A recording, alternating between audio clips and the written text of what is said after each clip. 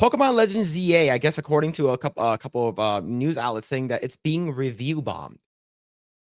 So I have seen a couple of gameplay, and I'm comparing it. I'm only comparing it to Power World, right? And even Legends of Arceus. Have you played Legends of Arceus? Yes, I did. I Did you did. like it? I did. Um, I did like it. I didn't. I actually did enjoy it. Again, like it's not like I like if I were to kind of rate them, I wouldn't put it at the top, but it was Mhm, still enjoyable. Um, they were just I didn't like. Oh, just trying to remember. Like that was it was the one that came second to last, or are you talking about the one that came last? Not this one, but the last one. So Legends of Arceus is the one where like it's like open world. You can fly around. Okay. It feels like you're in like a feudal Japan kind of a Okay. style. Yeah. Yeah, that one. So not the one that I was thinking about. Okay, that one I didn't particularly like as much. Okay. Because I always got lost, and it was really always hard to kind of find back to like travel back, and then you had to travel back to only one spawn point, and then you had to walk forever. So that just drew me. Maybe there were more spawn points later down the line that I Mhm, just never got to. So I found that to be frustrating. I like if I see that there are spawn points that I can get to, instead of having to travel the entire like forest part of it and then get lost in it. I think that's the part that I didn't like. So I mhm. stopped playing it at that point because I was like, it's too much, and then having to go back to camp to heal, and then having to walk all over again was frustrating. Okay. So I think overall, I think for me at least, I thought Legends of Arceus was a very different take on traditional Pokemon, right? Like you Mhm. could that you can actually get attacked by the Pokemon. You can actually die and faint and stuff like that. And there are like alpha versions of it, and you can catch a shinies, and you hear the sparkly shinies and stuff like that. I thought it was a very good take. And then you have Power World that came out not too long afterwards, which I really enjoyed Power World for what it was, and I thought that it was really cool. And of course, the whole lawsuit thing that happened with With what's it Palworld. called again? Yeah, the whole lawsuit happened with Pocket Pair. I just think it was bad with that. But the thing is, I don't think that this game is holding up to from what I've gathered, right? Based off of the gameplay that I've seen from people and a couple of people that's it sort of looks boring. It looks lackluster, and I think the reason why, well, we all know the reason why. The reason why Pokemon Company and Nintendo started to sue Pocket Pair and Power World was because they want to be complacent. Yeah. They don't want to continue being who making new shit and breaking, ground or anything like that. And it just wasn't good at all. So, according to this article, it says Legends ZA is being review bombed, which has dragged down its user score significantly. Legends ZA is the latest entry to a long running Pokemon franchise and has earned mostly positive reviews from critics, while it hasn't scored quite as high as a groundbreaking in Legends Arceus or Legends ZA. Reviews has been a lot stronger than Scarlet and Violet, which stands to be the lowest games in the series. So currently, on Metacritic, it is looking pretty bad in terms. It has 41. It's not 41. 4.1 out of 10 for a user review. So I think that's pretty awful in terms of what it is. But I don't know, man. I do you think that Nintendo is just like, hey, we're a Nintendo, we're a Pokemon company. We basically made this genre popular, so we're gonna churn out crap and people are gonna buy it. That now, Yeah. do you think that I, that's their I mindset? I think that is their mindset. I think a lot of companies have that mindset. Like for Mhm, example, Xbox, right? Particularly too with their new handheld device, right? That they're charging an arm and a leg for because they said like because a lot of places, or even say for example Ubisoft with Assassin's Creed, mhm, they have this mentality that people are gonna stay loyal to their brand, because they have played it for so long. But that's mhm, really not how it works out at all. Right. So I think Nintendo just assumes because they have created their own niche. They have the Switch 1 and the Switch 2, that have a set foothold, a more stable foothold compared to say Xbox, right? Mhm, Or PlayStation seems to be doing okay, but Xbox seems to be rocky right now. And they're gonna assume that people are going to buy the game anyway. So they have that assumption with Pokemon, and they have that assumption with Zelda games as well, mhm, because they're exclusive to Nintendo. So they're gonna assume that people are going to buy it no matter what, and they're gonna stay with the brand no matter what.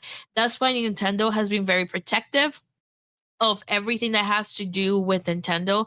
They have gone out and sued small companies that make emulators to play Nintendo games, which is mhm, crazy if you think about it, because they're going after people who don't have a lot of money, just because they're really proactive about their brand and making sure that their brand stays their brand.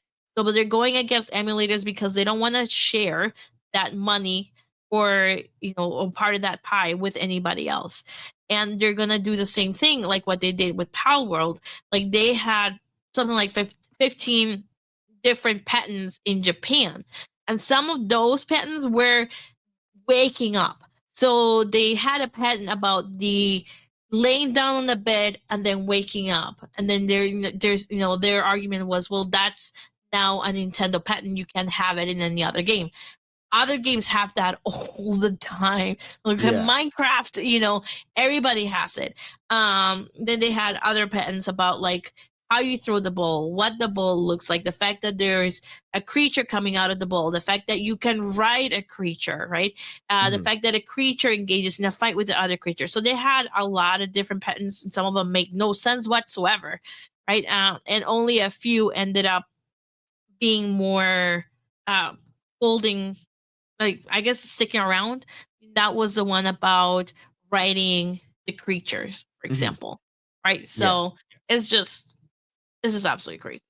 I mean, Now they're protecting their brand. I understand that, but people are not gonna stay true to it just because it's now as, legally, like, given the fact that, like, this another one they wanted to do was summoning, creatures and they fight for you. So, like, yeah. summoners from different video games and stuff like that.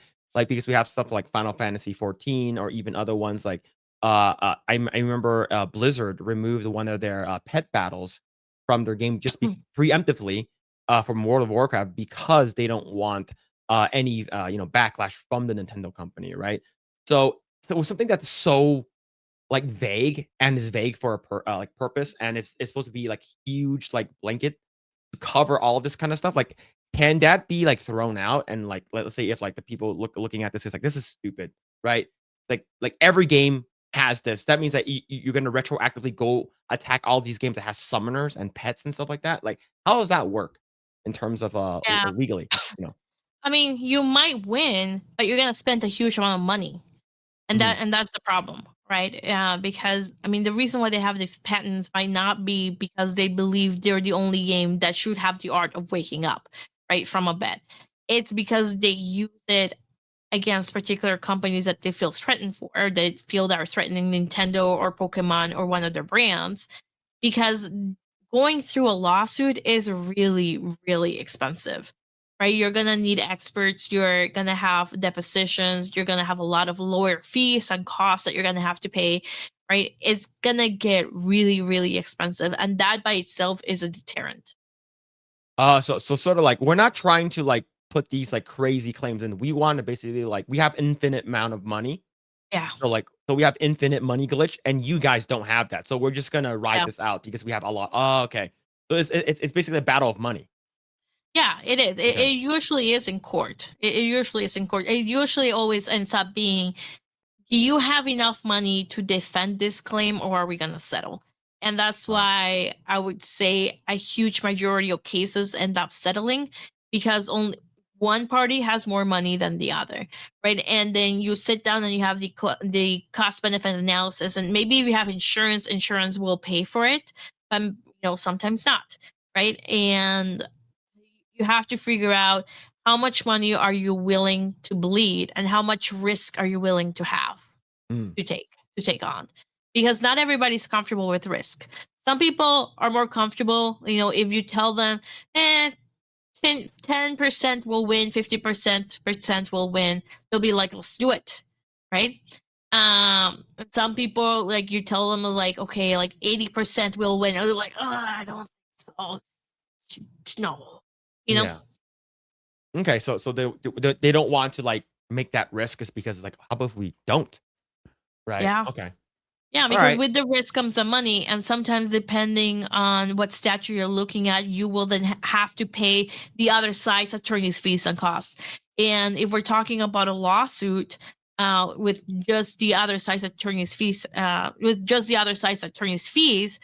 Mhm. for example, the lawsuit takes a year or 2 years, then suddenly you're on the hook for 150 to $200,000.